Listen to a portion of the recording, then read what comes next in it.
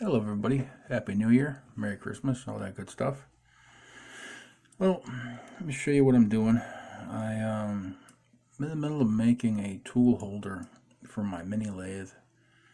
I bought a new tool for it. It's a 16 millimeter profiling tool. Darned if I can't find it right now to show you, but it's one of those ones with a 93-degree blade, so it's good for profiling. The problem is it's a 16 millimeter shank, and the holders that I have here are basically good for 1/2 inch, and you can see this isn't very beefy, but whatever. I mean, it's for the mini lathe. It's not like it's got to be super rigid, but in any case, point being, I'd have to make it bigger. So I went in and I designed it to be a little bigger all the way around. So this will take a 16 millimeter tool. This is a little thicker, this is a little thicker. You know, everything will still fit in the lathe fine. But one of the things that I haven't really done yet is CAM.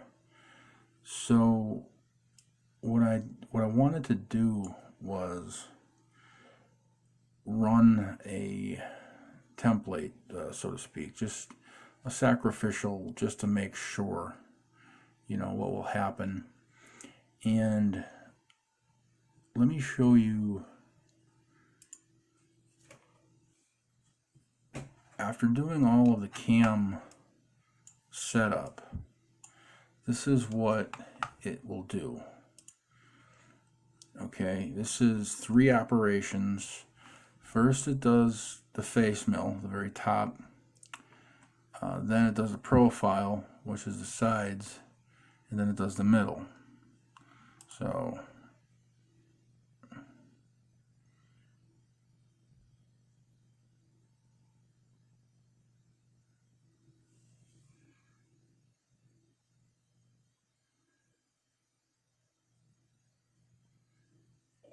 there. Now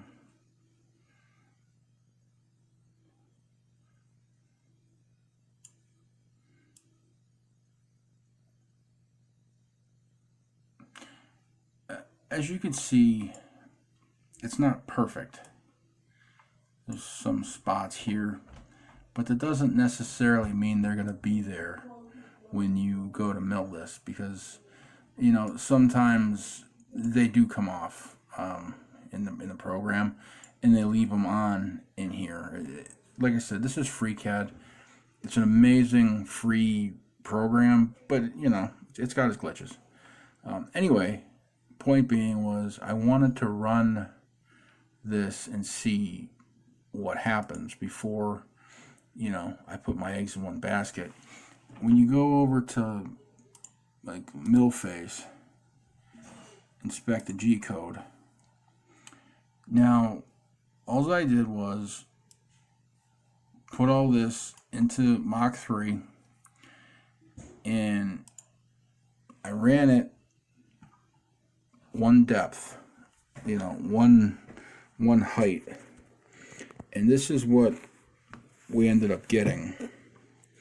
Now I know it's kind of hard to see this, so I'm gonna try my best here to show you guys what's going on. This is this. So you have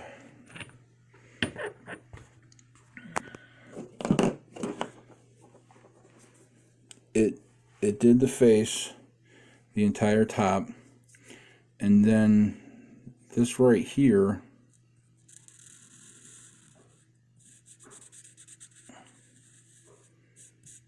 is sticking up, and this right here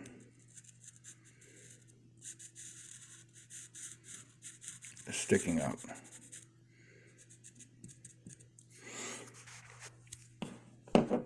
it's hard to see because obviously the reflection in the aluminum. Now you can tell that the bottom's okay, but top not so much. Didn't come out as beefy as I was hoping, and I'm not entirely sure why. So I'm glad that I ran a sample through first just to make sure, rather than, you know, running a full-fledged part. One of the main problems I had was I called for a 1/4 inch end mill, and I have a bunch of end mills, but not a very long flute length. Most of my carbide end mills, the sharp part is only good for, I don't know, I want to say 1/2 inch, and then that's it. So the only other end mill I had was a 5/16, I believe it was. So I ended up using a 5/16 or 3/8. I don't remember here. Hold on, let me check. 5/16. So these dimensions are going to be different, obviously, because its offset was for 1/4 inch, not the 5/16. But I was still expecting a little more meat on there.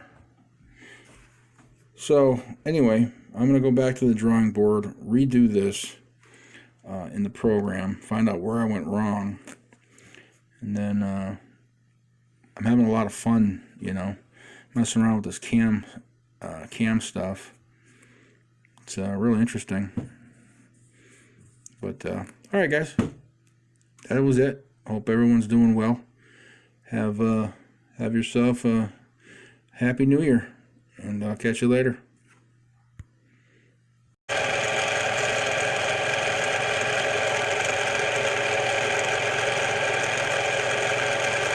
Alright guys, Operation 1 is complete. And again, bear in mind, I know we didn't get rid of some of the marks on this aluminum, but this is just a test, that's all. So I'm not too worried about it. Again, this is what we're building here. It's going to be made out of steel. I'm just testing my CAM program. Operation 1 is complete. Let me show you the next part.